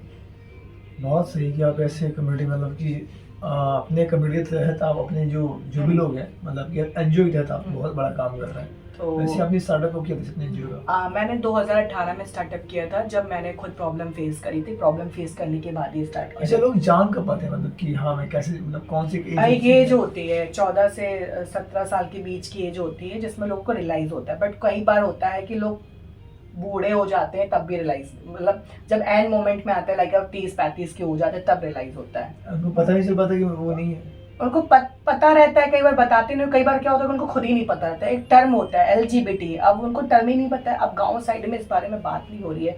आज भी बहुत आउटर में चले जाए, अब यूपी साइड के गांव एरिया में, तो वहाँ तो सब बात ही नहीं हो रही है, इस टॉपिक कोई बात नहीं। हाँ, तो वो लोग क्या करते हैं, तो शादी नहीं करते हैं, साधु बन जाते हैं। सब क्या चीज़ है उनको कुछ पता ही नहीं है। तो जब वो मिलते हैं, जब वो शहर में आते हैं या इससे किसी लोगों से मिलते हैं, तो उनको बड़ी प्रसन्नता महसूस होती है कि अरे मेरे जैसे लोग मिले। तब जाके वो ओपन करते हैं, एक दूसरे को देख के भी ओपन हो जाते हैं। देखो अंदर ये चीज़ है, हाँ, ये और इसके अंदर भी है। तब जाके वो सक्सेस स्टोरी सुनते हैं, फिर जाके वो काम करते हैं। बेसिकली एक एज होती है 14 से, मतलब लोग जान पाते हैं, बचपन में बच्चा नहीं पता, बच्चे में देखो माइंड ग्रोथ 13-14 साल में हो जाता है, पर 13-14 साल की एज में 14 से मतलब 17 साल के बीच में पता चल जाता है। नाबालिग पीरियड में ही पता चल जाता है, बालिग होने की बात ही हटा दीजिए। अच्छा, लड़कियां दिखने लगती है ना थोड़ा बहुत, हाँ, और दिखने लगता है। कई बार फैमिली को भी दिखता है वो चीज़, पर फैमिली इग्नोर कर देती है। फैमिली को भी हाव भाव पता चलने लगते हैं, चलने के तरीके, बात करने के तरीके, सारी चीज़ें पता चलती है। बट फैमिली को लगता है कि अभी बचपना है। कई बार पेरेंट्स जानबूझ इग्नोर करते हैं, पेरेंट्स भी जानबूझ के इग्नोर कर देते हैं। उनको देखो अपनी चीज सबको अच्छी लगती है, हमारी चीज होगी हमें अच्छी लगे, भले ही खराब है, बट हमारे लिए अच्छी है, तो हमारी चीज सबको ही, अपनी चीज, अपने बच्चे सबको प्यारे होते हैं। गलत चीज़ है, इससे मतलब मेरा रेपुटेशन चला जाएगा। बल्कि ऐसे टाइम अगर इनको ऐसे एनजीओ संपर्क करना चाहिए, डॉक्टर्स की मदद लेनी चाहिए। बट क्या बोले, अब बड़ा अफसोस है कि डॉक्टर भी उस हिसाब से पढ़े लिखे नहीं। आपकी टेक्नोलॉजी बहुत अपडेट हो गई है। पहले कन्वर्जन थेरेपी होती थी, कन्वर्जन थेरेपी अभी बैंड हो गई है। हार्मोन्स के इंजेक्शन दिए जाते थे कि वो और ठीक हो जाए, उसको लड़कियों के साथ रखा जाता है। इस तरह से थेरेपीज होती हैं और बहुत गलत तरीके से वो चीज़ें की जाती हैं, जो कि इलीगल है, बैन कर दिया है। क्या होता है जैसे पहले होता है मतलब लाइक, जैसे लोग इस चीज़ को लेके, कुछ लोगों के मन में रहता है दुआ ताबीज कराते हैं, बाबा के पास लेके गए कि किसी ने कुछ करा दिया, देवी आ रही है इसके ऊपर, कोई साया हो गया, तो बाबा के चक्कर में फंस जाते कई बार लोग।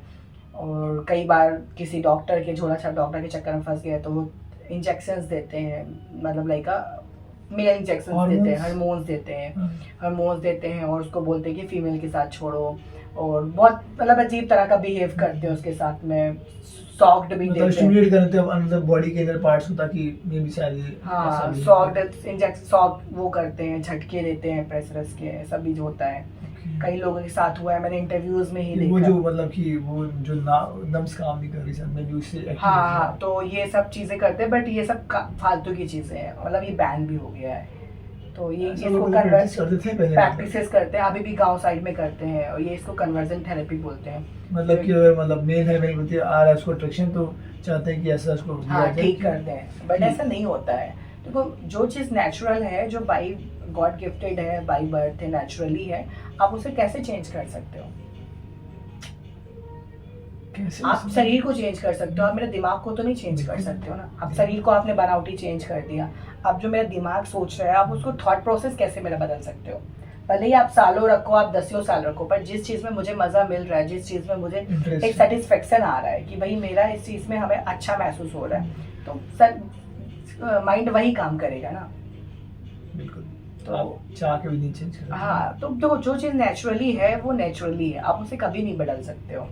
आप अब कब जाने अपने बारे में आपने कब एक्सेप्ट किया? मैंने तो 18 की एज में एक्सेप्ट कर लिया था। स्टार्टिंग में आप भी एक्सेप्ट नहीं, क्योंकि बहुत सारी दिक्कतें आपको आई। हाँ, स्टार्टिंग में एक्सेप्टेंस में प्रॉब्लम्स थी, और मतलब जल्दी एक्सेप्टेंस नहीं आ रहा था। पहले इंसान खुद ही एक्सेप्ट नहीं होगा कि हाँ नहीं, कोई बोलता है तो उसे गुस्सा आता है कि क्यों बोल रहा है। गुस्सा आता है, फिर लगता है कि ये बहुत बुलिंग हो रही है, ट्रोल किए जा रहे हैं हम, और मेरा तो ट्रोल के डर की वजह से ही कि सामने वाला क्या सोचेगा या फिर उसकी बुलिंग रिएक्शन हो क्या रही है, होगा। तो इस वजह से नहीं होता है। फिर धीरे धीरे एक टाइम आता है कि खुद में ये एक्सेप्टेंस आ जाता है कि हाँ, आप जो चीज़ है आप उसे झुठला नहीं सकते हैं, आप उसे नकार नहीं सकते हैं। और एक टाइम आता है कि जब आपको उस चीज़ को फेस करना पड़ता है, और सामना हो ही जाता है, तो फेस करते हो और फिर एक्सेप्ट। मुझे लगता है कि वही बहुत सारे लोग जो नहीं एक्सेप्ट करते उन्हीं को दिक्कत होती है। हाँ, जो एक्सेप्ट नहीं कर पाते उनको पूरी लाइफ दिक्कत होती है, वो पूरी लाइफ सोचते रहते हैं, लाइफ पर छुपाते रहते हैं, और जब एक बार वो एक्सेप्ट कर लेते हैं ना, तो फिर उनको अंदर से ही अच्छा महसूस होता है, और वो हर चीज़ का सामना कर पाते हैं बिना डटे,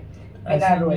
जो मतलब कि एक्सेप्ट नहीं कर, उनके लिए मैसेज दे सकते हैं ना कि आप। हाँ, यही है कि भाई आप, हमने तो एक्सेप्ट कर लिया है, अगर आप लोग भी अगर ऐसा फील करते हैं तो प्लीज़ आप काउंसलर के पास में जाइए। पहले तो सबसे पहले काउंसलिंग कराइए, काउंसलिंग कराने के बाद में फिर आप एक्सेप्ट और ध्यान रखिए कि आप सही काउंसलर पास। हाँ, और सही जो सर्टिफाइड हो। हाँ। अभी कोई अफर्मेटिव काउंसलर होते हैं जो प्रॉपर पढ़ाई करके आते हैं, टर्मोलॉजी समझ के आते हैं, वरना कुछ जो पढ़ाई लिखाई नहीं किया उनके पास चले, जैसे गाँव में देखा कि कोई डॉक्टर पास चले गए, वो लोग उल्टा आपको मुफ्त का ज्ञान सभी दे देते हैं। हाँ। बट अब जो उस टर्मिनोलॉजी से, जो उस चीज में MBBS करके आया है, जो डिग्री लेके आया है, जो अपने 5 साल बर्बाद किए उसी चीज में, तो आप उनसे काउंसलिंग लोगे ना, सर्टिफाइड से लोगे, तो वो आपको बेहतर समझ आ पाएगा। आप नॉर्मल इंसान से, किसी और से पूछोगे जाके, तो वो आपके बारे में क्या ही जाने। देखो, काउंसलिंग या तो 2 बंदे दे सकते हैं, या तो वो सर्टिफाइड है, या तो वो चीज से भुगत करके आया हो, मतलब वो चीज फील करके आया हो। सपोज हम वो चीज फेस करके आए हैं, तो अब दूसरा अगर हमें मिल रहा, तो हमसे बेहतर डॉक्टर भी नहीं दे पाएगा। एक्सपीरियंस आपने चीजों किया ना, तो एक्सपीरियंस किया। देखो, हमारा दर्द हम ही जाने हैं, अगर आपको दर्द होगा तो आप भी जानोगे, हम तो बस सहानुभूति दे सकते हैं कि ठीक हो जाएगा भाई, ठीक हो जाएगा, थोड़ा सा बस रिलैक्स। बट कितना पेन हो रहा है अंदर से, वो तो हम ही जान रहे हैं ना। तो यही चीज़ है कि एक बंदा अगर एक कम्युनिटी का है, तो वो दूसरी कम्युनिटी को अच्छे से काउंसलिंग दे सकता है, सपोर्ट कर सकता है। उसके लिए तो फिर उसको कोई MBBS करने की जरूरत ही नहीं है। पर हाँ, MBBS की बात तो अलग ही है कि भाई वो पढ़ाई करके आया, वो भी काउंसलिंग कर सकता है, और एक समुदाय का लोग समुदाय की भी काउंसलिंग कर सकते हैं, क्योंकि वो चीज़ पेन हमने फील किया है, तो वो दूसरा भी हम उसके पेन को फील कर सकते हैं। यानी कहने का मतलब ये है कि यार हम लोग उन्हीं के पास जाएं जो मतलब पहले से सर्टिफाइड हो या इस कम्युनिटी से हो। हाँ, इस कम्युनिटी से हो। अब किसी सपोज के पास चले जाएं, अब नॉर्मल आप चले जाओगे, वो तो सहानुभूति देगा। अब स्ट्रेट फ्रेंड को, जैसे मैंने बताया कि मेरे एक आपको अभी बात हो रही थी वीडियो से पहले, कि एक स्ट्रेट फ्रेंड को बताया, उसने आपका मजाक बनाया, आपके उस टाइम पे तो बड़ा सहानुभूति दिया, फिर बाद में 4 जगह आपका मजाक बनाया। तो ऐसे ही होता है। कई बार डॉक्टर्स भी होते हैं जो अनसर्टिफाइड होते हैं, आपका फोटो खींच लेंगे, वीडियो बना लेंगे, अपने दोस्तों बोलेंगे यार मेरे पास तो आज इस तरह का क्लाइंट आया था और वो ऐसा ऐसा हो रहा था, वो 4 जगह आपकी फोटोज भी वायरल करेंगे, सर्कुलेट करेंगे। इस तरह के भी लोग हैं, मार्केट में, तो समाज में ये भी चाहिए कि ऐसे लोग क्योंकि काउंसलर भी ऐसे हो जो आपकी प्राइवेसी का भी ख्याल रखे। ये नहीं है कि आपकी बातों को ओपन कर ले। और काउंसलिंग के लिए काउंसलर का रूम भी होना चाहिए। काउंसलिंग का एक अपना तरीका होता है कि एक स्पेस होता है, एक बंद स्पेस होता है जहाँ पे काउंसलर बैठे और आप बैठे हो, आमने सामने डिस्कशन हो रहा है, वहाँ कोई थर्ड पार्टी बंदा नहीं होना चाहिए। पर आप कई बार क्लिनिक में जाते हो, वहाँ 5-6 पहले से बैठे हो, वहाँ आप भी बैठे हो और उधर काउंसलर बैठा हो, 3 लाइन पे उधर बैठे हुए हैं, तो आप उनसे कैसे बात करेंगे? तो काउंसलर के लिए एक सेफ स्पेस होना चाहिए, एक प्राइवेट रूम होना चाहिए जहाँ पे आमने सामने बैठ के काउंसलिंग हो रही है। तो वो काउंसलर अच्छे काउंसलर होते हैं। हम देखते हैं आजकल कई बार ऐसे काउंसलर्स भी हैं, पर्चा बनवाया आपने, आप 3 बैठे हो उधर, वो आपकी आमने सामने काउंसलिंग कर रहे, 5 मिनट में काउंसलिंग करी, दवा लिखी जाइए। अब कुछ आपको प्राइवेट बात करनी, कुछ सीक्रेट बात करनी है, 3 पहले से बैठे हो, आप कैसे बात करेंगे? अपने मन की बात ही आप नहीं कह पाओगे ना, नहीं कह पाओगे। अब वो 3 ना बैठे हो तो आप एक बार काउंसलर से बोल भी पाओगे। मुझे लगता है कि ऐसे सही तो एक माहौल क्रिएट होता है। ऐसे काउंसलर सर्टिफाइड होते हैं, उस हिसाब से माहौल बताते हैं और भाषा को किस हिसाब से रखना है, वो किस हिसाब से भाषा शैली। बहुत बार होता है प्रोनाउंस का बड़ा ध्यान रखा जाता है कि समुदाय से लोग आ रहे हैं, वो क्या आइडेंटिफाई करना चाह रहे हैं अपने आप को। कई बार उनके प्रोनाउंस बहुत ज़रूरी होते हैं कि अगर आप क्या कोई आ रहा है तो उसके प्रोनाउंस क्या आप पूछिए कि हम आपको क्या कह के बोला, आपका प्रेफर्ड नेम क्या है या आपके प्रेफर्ड प्रोनाउंस क्या है। तो ये आपकी भाषा शैली को और बेहतर करता है, उनको और कंफर्टेबल फील कराता है, कंफर्टेबल जोन में लेके जाता है। आप क्या कोई सपोज कोई आया कस्टमर आपका, जैसे शॉप भी है टैटू का, अब आया तो आप उससे पहले कंफर्टेबल फील कराते हैं। आप आया थक के बाहर से, आपने उसको पानी पिलाया, आपने कंफर्ट जोन में लेके आए। तो ऐसे ही काउंसलर का काम होता है कि उनके पास में कोई आया तो उसने बैठाला कि नमस्ते सर, नमस्ते मैम, हम आपको क्या कह के बुला सकते हैं समुदाय में। क्योंकि कई बार होता है कि वो अपने आप को मैम प्रेफर्ड कर रहा है, वो दिख रहा है मेल बॉडी में, बट वो चाह रहा है कि उसको मैम कह के बुलाइए, तो उसको एक हैप्पीनेस फील होगा। उसके प्रेफर्ड प्रोनाउंस पूछ लीजिए कि मैं आपको क्या कह के बुला सकता हूँ, प्रोनाउंस क्या है। तो उस टाइम पे क्या होता है कि सामने वाला क्लाइंट भी कंफर्टेबल हो गया और काउंसलर भी कंफर्टेबल हो गया। फिर काउंसलिंग में जो काउंसलिंग होनी चाहिए उसमें मजा आता है, फिर अपनी बात भी को इंसान कह पाता है। हाँ, क्योंकि वो कंफर्ट जोन पे आ गए, कंफर्टेबल हो गए कि चलो हमें काउंसलर तो समझ रहा है, मेरे प्रेफर्ड नेम से। तो कई बार हमने आपको बोला ना कि ट्रांसजेंडर्स बायोलॉजिकली कई बार वो मेल होते हैं, बट उनकी सोल एक फीमेल वाली होती है। अगर आप उन्हें एक फीमेल ऐसा ट्रीट करेंगे तो कई बार उनको हैप्पीनेस फील होता है। तो काउंसलर का काम होता है कि उनको हैप्पीनेस फील कराना, मतलब माइंड बिल्कुल शांत रहना, जो मन में mind टेंशन शांत है में भी वो चीज़ सॉल्व करना। तो आज के डे मैंने एक चीज़ और प्रॉब्लम मैंने झेला है कि वो HIV वाला, HIV बहुत ज़्यादा हमको प्रॉब्लम झेलना पड़ता है उससे। हाँ, इस समुदाय में सबसे ज़्यादा HIV हाई रिस्क ग्रुप है। मतलब ये जो कम्युनिटी है, ट्रांसजेंडर्स कम्युनिटी भी हाई रिस्क ग्रुप में रहती है। क्योंकि कई बार क्या होता है कि जब फैमिली छोड़ देती है, परिवार छोड़ देता है, तो उनको कहीं चारा नहीं मिलता, मतलब कहीं जाने का रास्ता नहीं मिलता है। तो लोग सेक्स वर्क करना शुरू कर देते हैं कि सेक्स वर्क कर रहे हैं, अनसेफ सेक्स कर रहे हैं, अनप्रोटेक्शन के साथ सेक्स कर रहे हैं। तो उनके HIV एड्स हो जाता है। जब HIV एड्स होता है तो TB हो जाता है और फिर उस टाइम पे काफ़ी प्रॉब्लम्स होती हैं उनको कि फैमिली तो छोड़ ही दिया, अब HIV एड्स हो गया, अब बीमारी से ग्रसित हो गए हैं। तो अब आपका तो शरीर काम नहीं कर रहा है कि आप उठ के दवा भी ले लो जाके, आप बाहर भी चले जाओ, मनी की भी ज़रूरत है। तो उस टाइम पे उनको बड़ा फाइनेंशियल क्राइसिस बहुत ज़्यादा होता है। तो हमारी संस्था रहती है, हम लोग फाइनेंशियली तो सपोर्ट नहीं कर पाते हैं, बट हम लोग उनको लाइक ART सेंटर जहाँ से फ्री दवा मिलती है वहाँ तक उनको लेके जाके, या उनकी जो ग्रीन बुक बनती है वो ग्रीन बुक ले जाके उनको दवा ला के उनके घर तक पहुँचाते हैं। उनके भी HIV का तो वीकनेस आती है बहुत ज़्यादा। हाँ, वीकनेस आती है, ह्यूमैनिटी सिस्टम डाउन हो जाता है। मतलब कि HIV का फुल फॉर्म ही है ह्यूमन इम्यूनो डिफेंसिव वायरस। मतलब तो ह्यूमैनिटी जो पावर है वो डाउन कर देता है। और HIV के बाद क्या होता है कि आपको बहुत सारी बीमारियां भी घेरने लगती हैं। आपको TB हो जाता है, ट्यूबरक्लोसिस, खांसी आई, आपने मतलब आपको चोट लगेगी तो 1 हफ्ते में ठीक होगा एक आम इंसान, क्योंकि उसका ह्यूमैनिटी लेवल, बॉडी का लेवल बहुत अच्छा है। बट एक HIV की रसीद अगर आपको उसको चोट लगे तो उसको 20 दिन लग जाएंगे, 20-25 दिन लग जाएंगे, और केयर नहीं करेगा तो उसको और बीमारियां घेरना शुरू कर देंगी।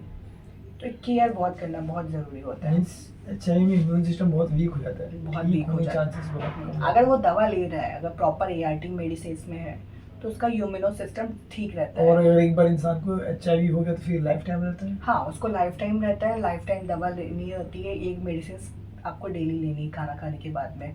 अगर आप मेडिसिन खाना छोड़ते हैं तो इसमें स्टेज भी होती हैं, 1st, 2nd, 3rd, जैसे कैंसर में होता है। जैसे कैंसर में होता है। अगर आप 1st स्टेज में हैं, इसमें VDRL लोड भी होता है कि बॉडी का आपका वायरस कितना है वो भी चेक होता है, CD4 काउंट होता है।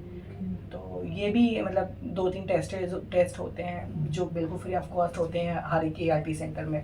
जहाँ जहाँ पे मेडिकल कॉलेज होगा वहीं पे ये ART सेंटर बना के रखते हैं गवर्नमेंट के। इंसान अगर मान लो सेकेंड स्टेज में बच सकता है? हाँ बच सकता है, पर उसको बहुत परहेज करनी, मतलब एक दिन दवा नहीं छोड़नी। अगर आपने दवा छोड़ दी ना, फिर दोबारा से स्टार्ट होगी तो वो दवा फिर आपको एब्जॉर्ब ही नहीं करेगी, आपकी बॉडी लेगी ही नहीं दवा।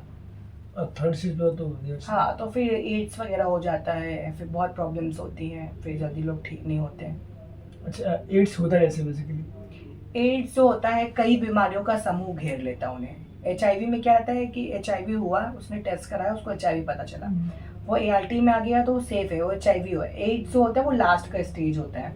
एड्स आज से कई साल पहले लोगों को होता था, आज भी होता है, गांव साइड में होता है, बट सिटी साइड में तो लोग उतना अवेयरनेस है तो उतना एड्स नहीं हो पाता। एड्स जो है ना बहुत लास्ट स्टेज है। एड्स में आपको TB भी हो जाएगा, और भी बिगड़ी हुई TB जो MDR आपने सुना, मल्टी ड्रग्स रेजिस्टेंस TB। हाँ तो TB भी हो जाएगा, MDR भी है, TB भी है, आपको HIV एड्स भी है, आपको शुगर भी है, डायबिटीज़ भी है, और फीवर भी आ रहा है, आपको पीलिया भी हो गया है, मतलब बहुत सारी बीमारियों का गुच्छा समूह आपके लग जाएगा। आप किसका किसका ट्रीटमेंट करोगे? आप HIV का ट्रीटमेंट भी कर रहे हो, आप TB की दवा भी खा रहे हो, फिर बहुत सारी दवा खानी होती है, फिर आदमी समझ लो लास्ट स्टेज रहता है, फिर बच नहीं पाता। और ये मतलब कि बेसिकली HIV होता कैसे है? HIV के देखो 3 कारण होते हैं। एक तो सेक्सुअल एक्टिविटीज़ में अगर आप इन्वॉल्व हैं, अगर आप किसी संक्रमित व्यक्ति के साथ सेक्स कर लिया आपने, आपको पता नहीं है, तो आपको HIV हो जाएगा। सपोज रेट अगर आप नशा कर रहे हैं, अगर आप ड्रग्स ले रहे हैं, तो कई बार होता है कि लोग प्यार में नशा बांटते हैं फ्रेंड सर्किल के ग्रुप में। अब सिगरेट, आप जैसे कोल्ड ड्रिंक पी रहे हैं, हमने पिया, तुमको दिया, हम दोस्त यार एक दूसरे का झूठा खा लिया, नहीं मतलब एक सपोज बताया। तो वैसे नशा का क्या होता है ना कि ऐसे हमने लगाया सुई और आपको भी दे दिया कि भाई लो आप भी लगा लो, उसी सुई से आपने भी लगा लिया। तो अब सपोज रेट मुझे हो और मैंने लगाया और आपको भी हो गया, आपसे जिसने लगाया उसको भी हो गया। तो ये नशा करने से होता है, अनप्रोटेक्शन के साथ सेक्स करने से होता है, मल्टीपल पार्टनर्स जो बनाते हैं, एक से ज़्यादा जिनके पार्टनर्स होते हैं। अब सपोज एक हस्बैंड एक वाइफ है तो उनको HIV नहीं हो, क्योंकि वो दोनों एक दूसरे के लॉयल है ना।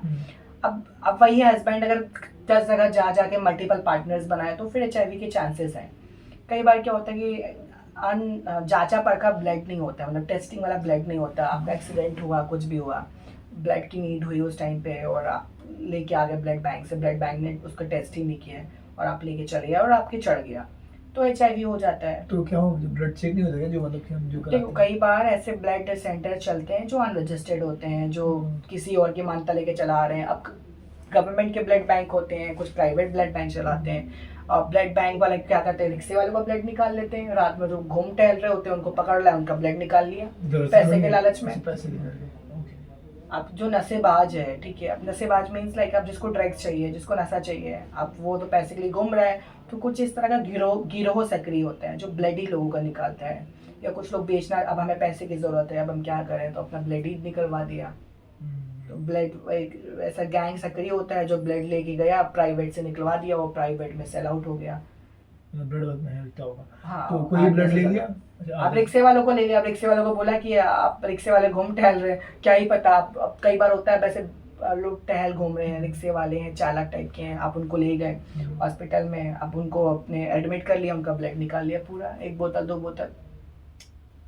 तो मतलब बिना चेक किए वो दिक्कत है। हाँ, अब मतलब ऐसे क्या होता है, कमाई का जरिया है मतलब लोगों का। अब सपोज ब्लड महंगा मिलता है, कई बार अब A positive, B positive, negative, O negative, इस तरह के ब्लड नहीं मिल पाते हैं। यानी आप कहीं से मतलब कि ये भी लगता मतलब कहीं से नहीं लेना चाहिए, आप सर्टिफाइड जगह तो जो ब्लड बैंक हो, जो टेस्टेड ब्लड बैंक हो, आप वहाँ से लीजिए। अगर अच्छे हॉस्पिटल में गया तो वहाँ पे ऐसे वो दिक्कत नहीं होगी? नहीं, अच्छे हॉस्पिटल में तो नहीं होती, बट वहाँ भी आप एक बार टेस्ट करवाइए कि आपने जो ब्लड लिया है वो बिल्कुल परफेक्ट ब्लड है कि नहीं है। और ऐसे नहीं है कि आपने डायबिटीज़ वाले का ब्लड निकाल लिया, ऑलरेडी पॉजिटिव है। जब भी आप ब्लड टेस्ट कराने मतलब देने जाओगे ना, किसको डोनेट करोगे, तो आपकी पहले जांच होती है कि आपको HIV तो नहीं है, आपको डायबिटीज़ तो नहीं है। तो 2-3 टेस्ट होते हैं, आपका ब्लड सैंपल लिया जाता है, पहले चेक करते हैं, उसमें अगर वो सर्टिफाइड है तो ही निकालेंगे, अदरवाइज आपको रिजेक्ट कर देंगे, आप जाइए। लोग बोलते हैं टैटू जो बनवाया था वो ब्लड नहीं दे सकता है। ऐसा भी बहुत सारा मिस मैंने देखा, जो टैटू बनवाया है वो ब्लड दे सकता है। ऐसा ज़रूरी नहीं है कि जिसने टैटू बनवाया है वो ब्लड नहीं दे सकता है, ऐसा ज़रूरी नहीं, वो भी ब्लड दे सकता है। रिसेंटली मैं दिया हूँ ब्लड, और हर आदमी को हम तो अपील भी करेंगे आपके वीडियो के माध्यम से कि लोगों को ब्लड डोनेट करना चाहिए, क्योंकि आपका ब्लड कब किसके काम आ जाए। और हर 3 महीने में या 6 महीने में, अब साल भर में 2 बार तो जरूर ब्लड दो, हर आदमी को देना चाहिए। इससे आपको कोई बीमारी का खतरा नहीं होता और आपका बॉडी और अच्छा ग्रोथ करता है, न्यू फ्रेश ब्लड मतलब बनाता है। तो ये तो बहुत अच्छा चीज़ है और बहुत अच्छी मुहिम है कि जो लोग ब्लड देते हैं। अब मतलब सोचते हैं कि ब्लड देने से क्या होता है, क्या शरीर नुकसान हो जाएगा, खराब हो जाएगा? नहीं, ऐसा कुछ भी नहीं है। ब्लड देने से वो ब्लड बढ़ता है और लोगों को ब्लड देना चाहिए। ये बहुत अच्छी बात, बट ये है कि लोग बस ध्यान दें कि कहीं से ब्लड ना ले लें। यानी ब्लड से भी होता है, टैटू से भी होता है, देखा होगा। टैटू से अगर आप झोला छाप ऐसे मेला और ठेला में बैठे रहते हैं, जो आप स्लम एरिया में जाओगे तो वहाँ पे औरतें गोदना गोदाती हैं, मार के लिखा रहती हैं यहाँ सब, खूब गोद, वो कुछ नहीं होता, गोद देती हैं पूरे में बिना डिजाइन के। तो वो क्या होता है ना कि आप उनको जो 100 200 रुपए में वो बना रहे हैं, अब वो सेम निडल से उसने भी उधर गोदा, इधर कोई और फीमेल बैठी उसको भी चालू कर दिया, उधर उधर उधर सबको कर दिया। तो जितने लोगों की है ना, अब कौन सी महिला पहले से पॉजिटिव हो, कौन सा पुरुष पहले से HIV पॉजिटिव हो, अब आपने सब पे किया और वो सब पे पॉजिटिविटी हो गई। अभी रिसेंटली वाराणसी का केस आया था, 42 लोगों को टैटू की वजह से HIV हो गया। तो हम तो यही सलाह देंगे कि जो लोग भी टैटू बनवाते हैं ना, वो सर्टिफाइड ट्रेनर होते हैं, जो ट्रेनिंग लेके आए हो, जो अच्छे इंस्टीट्यूट से सीखे हो, वहाँ पे जाइए और उनकी जाँच करिए, उनसे मतलब पूछिए कि आपका मतलब है ना ऑथेंटिक है कि नहीं। आप जाओगे तो आपको खुद ही दिख जाएगा कि वो टैटू सेंटर ऑथेंटिक है कि नहीं है। भले ही आपका पैसा ज्यादा लग रहा है, बट आपकी लाइफ से खिलवाड़ तो नहीं हो रहे हैं। और लाइफ टाइम आपको वो बीमारी लिए घूमना पड़ जाएगा। बीमारी, आप लाइफ टाइम बीमारी लेके घूमोगे, पूरी लाइफ दवा खानी रहती, समझ लो। अगर HIV हो गया तो आजकल यूथ बहुत टैटू बनवाते हैं, तो हम तो उनको ये रिकमेंड करेंगे, अगर आप टैटू बनवा रहे हैं ना तो अच्छी जगह पे जाइए, आप सर्टिफाइड जगह पे जाइए, वहाँ पे आप टैटू बनवाइए, वरना फिर आपको लाइफ टाइम में दवा खानी पड़ेगी। हाँ, यानी मेन चीज़ है कि ब्लड के वो रीच आउट से होता है, मतलब वो होता है एड्स वगैरह ना, HIV होता है ये ब्लड के कांटेक्ट से होता है। मतलब जैसे लोग भ्रांतियां फैलाते हैं, साथ खाने से HIV होता है, नहीं होता। कपड़ा पहनने से, एक दूसरे कपड़ा पहनने से नहीं होता, मच्छर के काटने से HIV नहीं होता है। एक बार बोलते हैं हमारे मच्छर काटा, आपके मच्छर काट दिया, HIV हो गया, तो ऐसा नहीं होता है। उसका डंक में ब्लड चला गया, तो 2 मिनट बाद क्या होता है, 2 मिनट बाद क्या होता है कि उसका वायरस वो 1 सेकंड में उड़ जाता है। अगर नीडल में भी अगर हम बताएं आपको, जैसे अब आपने बनाया और नीडल छोड़ दिया, तो 1-2 सेकंड जब हवा के कांटेक्ट में आता है तो वो वायरस उड़ जाता है, सूख जाता है, उड़ गया वायरस। पर फिर भी हमारी सेफ्टी अपने हाथ है। हम अगर दाढ़ी बियर्ड्स बनवा रहे हैं तो आपको चेक करना चाहिए, ये मेक श्योर हो जाना चाहिए कि वो ब्लड चेंज हो रहा है कि नहीं, वो प्रॉपर सैनिटाइज हो रहा है कि नहीं हो रहा है। तो आप शेविंग करा है तो वहाँ भी ध्यान दो कि ब्लड वो चेंज करे, ब्लेड चेंज करे बार बार, वरना सेम ब्लेड से किया तो मान लो किसी को कट गया, वो इंसान को ऐसा ही। अब गांव एरिया में आप चले जाओ, थोड़े वैसे जो बैठे रहते हैं गुमटियां लिए हुए, वो लोग तो यही 5-10 रुपए का, जबकि ब्लेड जो होता है वो महंगा नहीं आता है। अब वो एक ही ब्लेड से बनाया दाढ़ी, अब उसको हल्का सा धुल दिया फिर बना दिया, तो वो नहीं करना है। अरे यार, एक ब्लेड में 2 बार दाढ़ी बनती है, 1 रुपए या 2 रुपए का ब्लेड मिलता है, तो उसको आप जब आप जाइए दाढ़ी बनवाए तो उसको वॉश कराइए, अस्तूरा जो होता है बिल्कुल वॉश करा दीजिए, सैनिटाइजर आप सैनिटाइज कराइए, नया ब्लेड अपने हाथ से आप देखिए कि वो चेंज कर रहे कि नहीं कर रहे हैं, और उससे बीएड बनना चाहिए। तो बीएड से भी हो जाता है, उससे भी चांसेस हैं, बट उतना चांसेस नहीं है। तो पर ये कि अपनी सेफ्टी अपने हाथ है, तो थोड़ा ख्याल। तो ये जो भ्रांतियां हैं कि साथ खाने से या किस करने से, ऐसा कुछ नहीं होता। नहीं, स्मोथ से नहीं होता है, स्मोथ से है चांसेस, बट 0.1% है। अगर आपको छाले मुंह में, सामने वाले को छाले हैं तो हो सकता है, बट उतना ज्यादा नहीं चांसेस है। मेन चीज है कि अगर आप वजाइना सेक्स कर रहे हैं या आप एनल सेक्स कर रहे हैं बगैर प्रोटेक्शन के साथ कर रहे हैं, तो आपको हो सकता है। क्योंकि उसमें ओरल फन से भी नहीं होता है। ओके, उसमें मेरा था सीमन लिए तो इसलिए ऐसा होता क्या, वरना और कोई चांसेस तो नहीं है क्योंकि उसमें ब्लड तो कांटेक्ट हुआ नहीं, बट सीमन के थ्रू मिलता है कि पास आउट होगा। जी और कोई तरीका है नहीं करके। ओके, मिला था कि यही मेन तरीका है जो HIV से फैलता है। और HIV जब हो जाता है तो कई बार फैमिली घर से निकाल देती है उन्हें, और निकाल देती है, रूम रेंट पे नहीं मिल रहा है, काम नहीं मिल रहा, रोजगार नहीं मिल रहा, HIV हो गया। अब आपके दोस्त जान गए आपके बारे में, वो 4 से बोला पे इसको HIV हुआ, उसको HIV हुआ, उसको HIV हुआ है, तो लोग फिर आपसे कन्ना काटने लगते हैं, इग्नोर होने लगते हैं। तो कई बार वो बहुत परेशान हो जाते हैं। तो गवर्नमेंट को भी इनके लिए ऐसा कुछ बनाना चाहिए, मुझे लगता है कि हाँ, पेंशन मिलना चाहिए, कैंपेन निकालना चाहिए। हाँ, पेंशन वगैरह, पेंशन मिलना चाहिए। अब बुढ़ापा आ रहा, लाइफ टाइम दवा ले रहे हैं लोग, ठीक है, अब बुढ़ापा आ जाता है, एक वक्त आ जाता है जब कोई साथ नहीं देता है, ठीक है। तो ऐसे लोगों को अगर HIV से ग्रसित है या कोई ऐसी लाइलाज बीमारी है जिसका ठीक नहीं हो सकता है, तो गवर्नमेंट को अपना हर महीने 1,500 रुपये पेंशन देना चाहिए, कुछ न्यूट्रिशन सपोर्ट गवर्नमेंट को बांटना चाहिए हर 3-3 महीने में। HIV हुआ है, अब समझ लो इनके लिए कोई शेल्टर होम नहीं है। हम तो चाह रहे हैं कि हम क्या चाह रहे हैं, सुप्रीम कोर्ट का भी गाइडलाइंस है कि नगर निगम के या मिनिस्ट्री के शेल्टर होम हर डिस्ट्रिक्ट में होंगे, और उस शेल्टर होम में HIV पॉजिटिव लोग जो ट्रांसजेंडर समुदाय से हैं या LGBT से हैं या कोई बीमारी नहीं हो बट समुदाय से है, उनकी लैंगिकता के उससे उनके साथ अगर भेदभाव हो रहा है या प्रताड़ित हो रहे हैं, फैमिली सपोर्ट नहीं कर रही है, तो वो शेल्टर होम में रह सकते हैं।